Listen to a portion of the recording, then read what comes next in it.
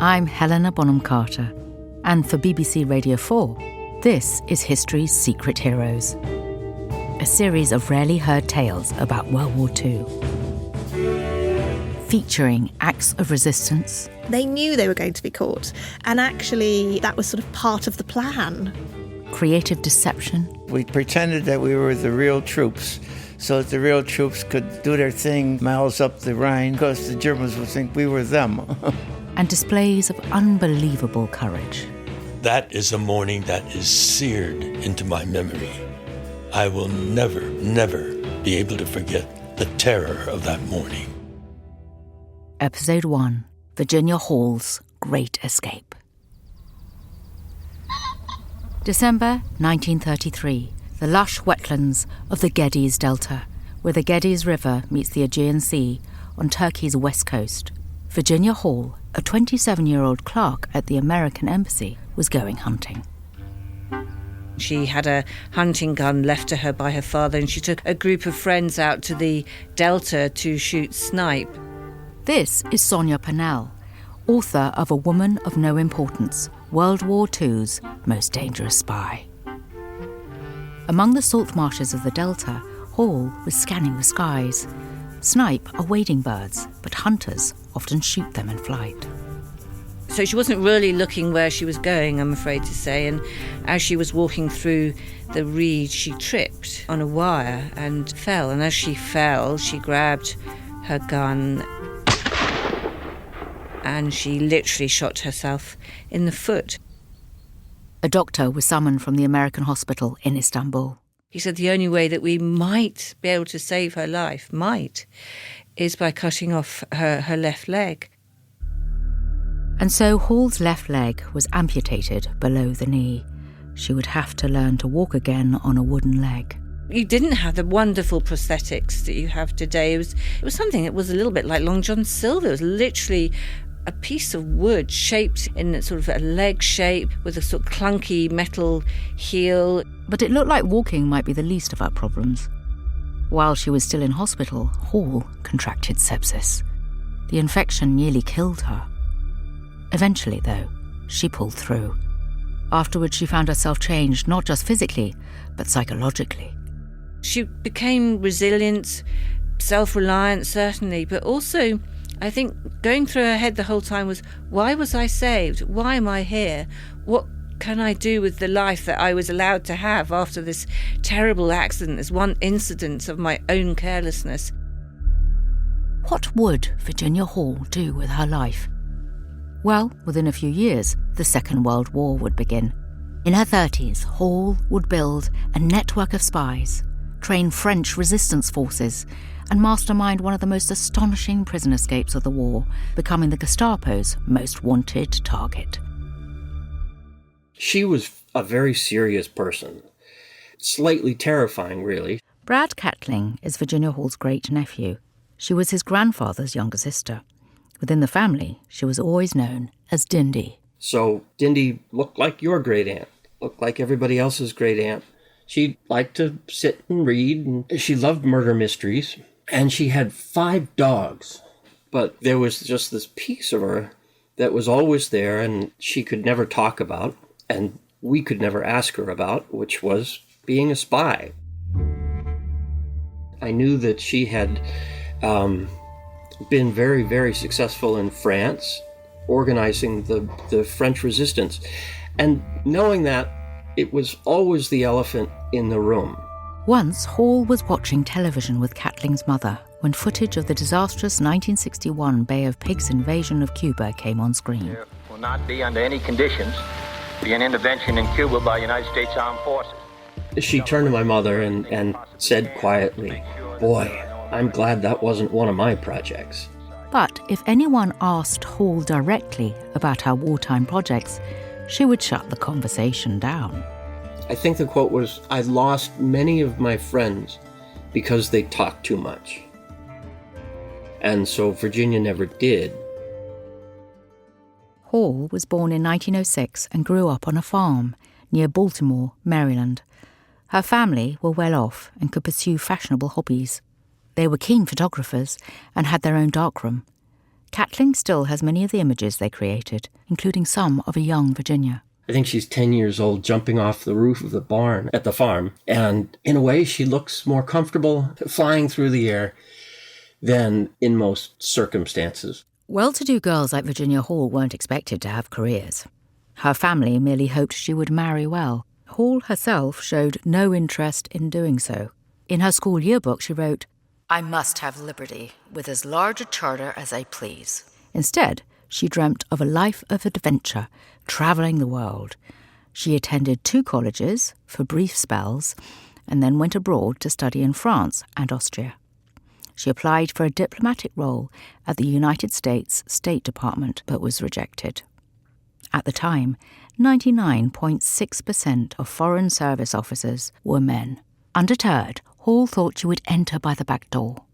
She took a job as a clerk in the American Embassy in Warsaw before transferring to Turkey. That's where she lost half of her leg and changed her life. After she recovered from sepsis and left hospital, Hall returned to work as a clerk, this time in Venice. She applied for another diplomatic role, only to be rejected again. This time, the prejudice against her was not just on grounds of her sex, but her disability. Amputees were forbidden from joining the Foreign Service. So she moved to another clerking post at the American legation in Tallinn, Estonia. Those in the Baltic watched with trepidation as Hitler prepared to invade Poland, and the prospect of another world war loomed. Germany finally launched its assault in September 1939, and soon after Stalin threatened Estonia with war. Hall was ready to act. At the beginning of the war, she volunteered to the British Army, see if she could drive ambulances. Their response was familiar, a swift no. They didn't want foreigners.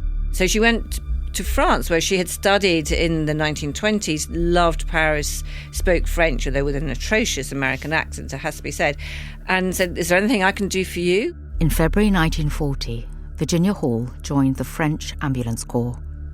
She was sent to Metz, close to the heavily fortified Maginot Line, which people thought was, impregnable, nothing could possibly happen. But a few days later, it did. This is the BBC Home Service. Here is a short news bulletin. On the 10th of May, the German army invaded Holland and Belgium early this morning by land and by landings from parachutes. The armies of the Low Countries are resisting. An appeal for help has been made to the Allied governments, and Brussels says that Allied troops are moving to their support. Despite resistance from the French armed forces, supported by 2 British divisions and Belgian troops, the Nazis soon swarmed into northern France. And there was Virginia Hall, driving her ambulance. Every time she had to change gear, it was a European ambulance with a gear shift. She had to press down the clutch with her left leg, the one that she had lost, which sent a bolt of pain through her hip every single time. 6 weeks later, France signed an armistice with Germany. The country was split in 2. The north was occupied by the Nazis. The south, known as Vichy France, was technically independent, though its regime adopted a policy of collaboration with the Nazis. As part of the cessation of hostilities, Hall was relieved of her duties. She decided to travel to Britain, where she hoped to find a way to join the war again. In August 1940, she had reached a Spanish railway station where she's spotted by an undercover agent who thinks she is rather interesting. The agent was impressed by Hall as a strong-willed woman who had experience in the French armed forces and had travelled through Vichy France on her own. Perhaps such a resourceful person might be of use. He gave her a piece of paper with the phone number of someone he said was his friend.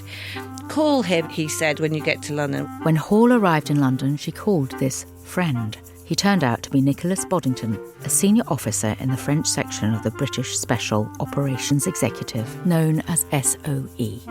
The aim of SOE was to conduct espionage, sabotage and reconnaissance across occupied Europe. Winston Churchill had issued it with a simple instruction to set Europe ablaze. Hall met Boddington for dinner. And it became obvious, I think, to both sides over that dinner that they could help each other. The next day, she was effectively recruited. SOE's office was a very ordinary office building at 64 Baker Street in central London. Hall became the first female agent in its French division, known as Section F.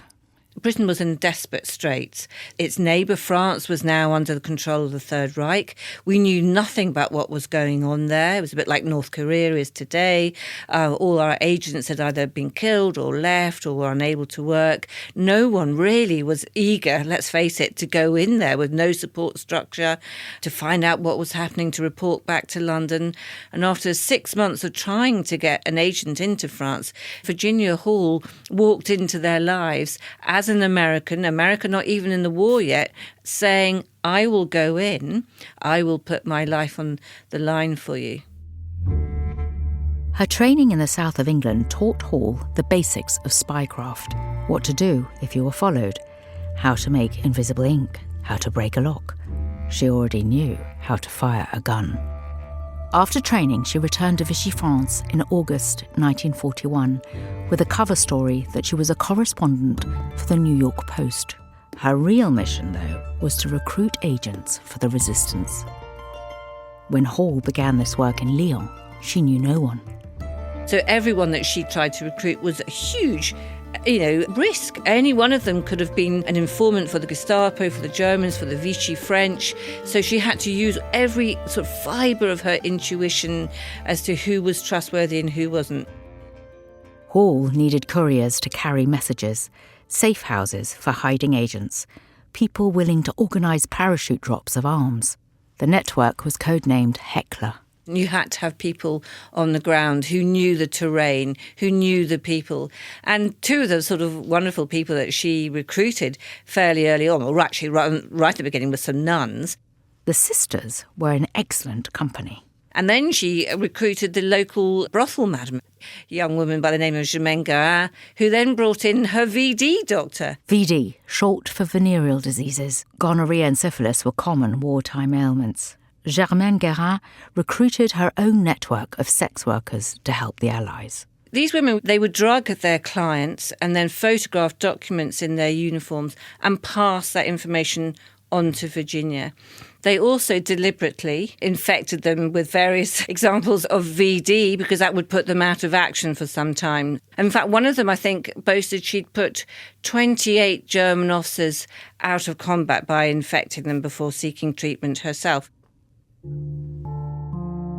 Hall recruited a huge range of men and women, railway officials, mayors and businessmen, as well as nuns and sex workers. The one thing they had in common was their desire to drive the Nazis out of France. People found her believable, credible, charismatic. This foreign woman who came from nowhere, who wouldn't tell them much about herself, but they were prepared to put everything on the line for her and join her little force there. But the resistance was fractured, comprised of different religious, political and regional affiliations. It was Hall's job to draw them together while also teaching them basic spycraft. So they all had to observe code names. They all had to make sure they weren't seen together in public. Because the fact was, if any of them was caught, it would be torture and then death. This work was lonely. Hall was undercover and couldn't reveal any details of her personal life. When 2 radio operators were parachuted into France in September 1941, they arranged to meet up with other SOE agents at a safe house, the Villa de Bois de Marseille. Hall was invited. But there was some kind of sixth sense that told her not to go. This didn't seem to be a good idea, meeting up with other SOE agents. Her instincts were sound. One SOE agent was captured with details of the safe house on him. The Vichy police staked out the location.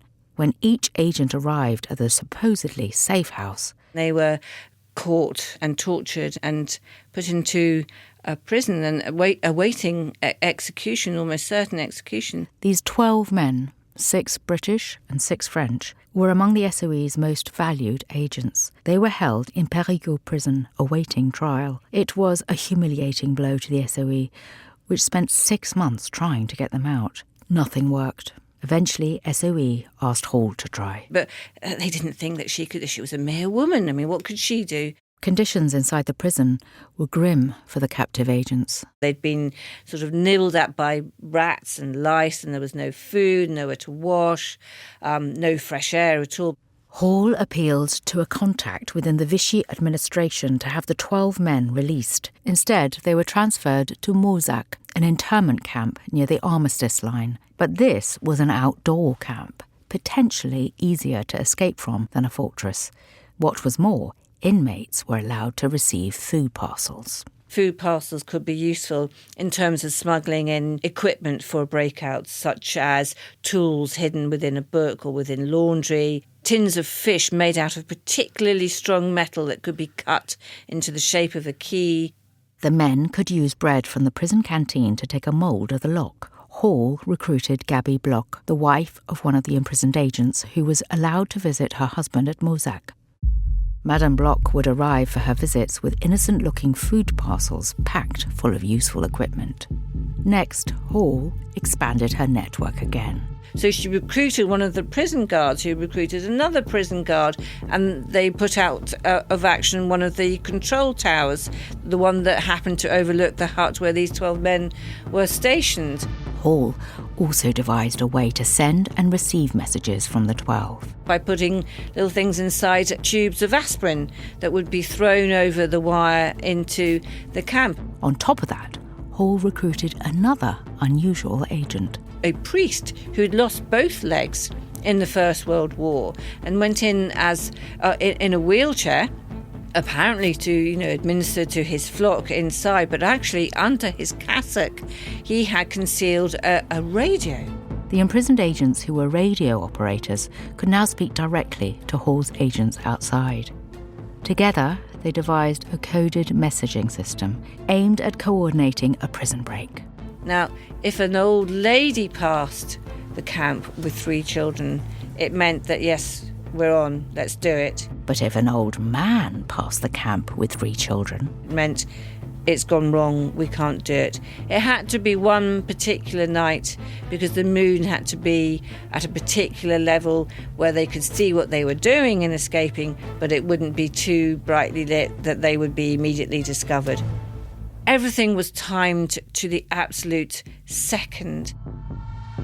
At the last minute, there was a problem.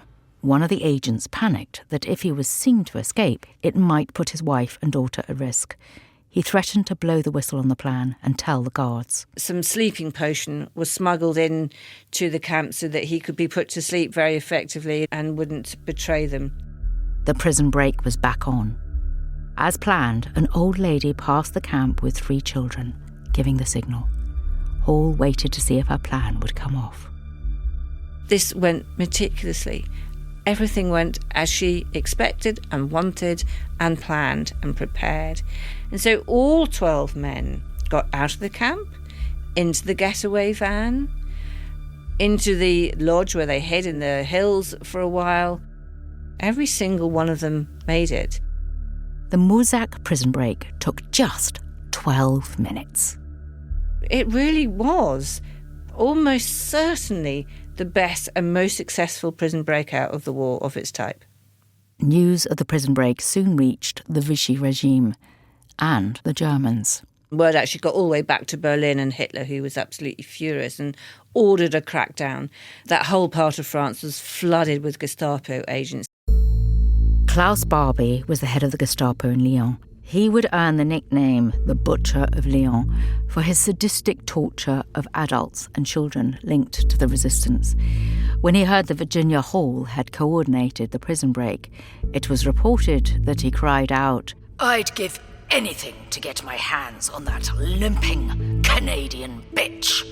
He didn't know yet that she was American, although he would soon find that out. He would also soon find out her name. He soon also had a picture of her, so he knew everything about her. The Gestapo put up posters across France with a portrait of Hall and the caption, "The enemy's most dangerous spy. We must find and destroy her." The net was closing in and closing in and closing in on Virginia and her network. November 1942. The Allies began Operation Torch, landing troops across Vichy-held North Africa At Algiers, Oran, and Casablanca, Adolf Hitler reacted by invading Vichy France. Nazi control would now be enforced directly. And this would mean certain death for Virginia. So in November 1942, she has to leave France urgently. She makes sure that she ties up loose ends as much as she can, but then has to escape over the Pyrenees in some of the worst snowstorms for 200 years. This woman with a primitive wooden leg having to escape over one of the highest passes of the Pyrenees because no one would imagine that she would be there, so it would be a tiny bit safer. Hall had nicknamed her wooden leg Cuthbert, after St. Cuthbert of Lindisfarne, known for his powers of healing. But to escape France, she needed more than prayers. Hall needed to hike 50 miles in 2 days over the mountains. She had a guide, but she had to conceal her physical difficulties from him. He mustn't know that she's got a wooden leg or disability, because if he thinks that she's going to slow him down, he will almost certainly execute her himself. The trek was arduous. Conditions were freezing. The air at the high altitude was thin. Meanwhile, Cuthbert, Hall's wooden leg, began to rub against her stump, opening a painful wound that bled down her sock. Resting briefly in a shepherd's hut, she was able to radio a message to England. "Cuthbert is being tiresome, but I can cope." The officer in Sevenoaks who received this had no idea what she meant and replied, "If Cuthbert is tiresome, have him eliminated." That was hardly a possibility, so Hall carried on. Weak from hunger, months of hunger, no proper clothes, and somehow she is able to push herself through all kind of limits of endurance over those mountains into Spain and survives, only to be caught by the Spanish Civil Guard. For 20 days, Hall was held in a cell in Figueres. Eventually, the American embassy secured her release. Hall was desperate to go back into the field in France, but SOE were reluctant to send her. Hall had been one of the most wanted Allied agents in France. She was far too compromised to return. Instead, they offered her a role in London. She declined. This is now getting to the point where D-Day is coming and she wants to get back into the action. So what does she do? She swaps over to the Americans.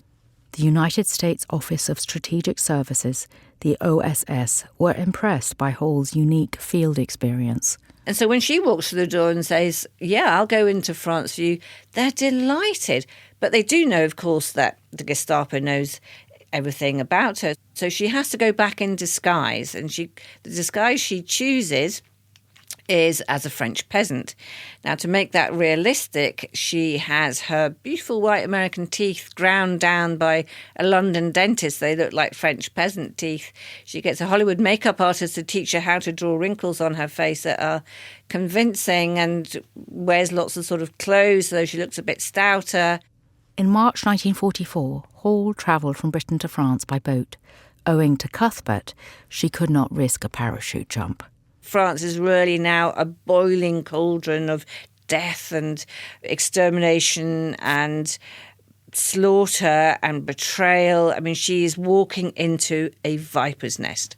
Hall's new mission was to train resistance groups in sabotage and guerrilla warfare, though she had no experience of these things.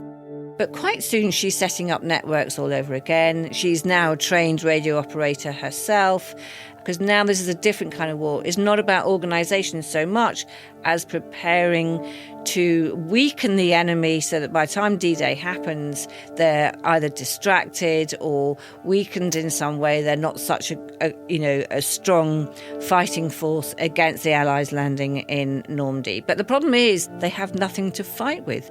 Broom handles, kitchen knives, it's that kind of thing. And they're up against the Third Reich, the Wehrmacht, with all their military might. This is obviously not going to work. As before, Hall recruited, trained and directed all sorts of people. Schoolboys, veterinary surgeons, people who ran bookshops. At least 500 men learned to fight under her command.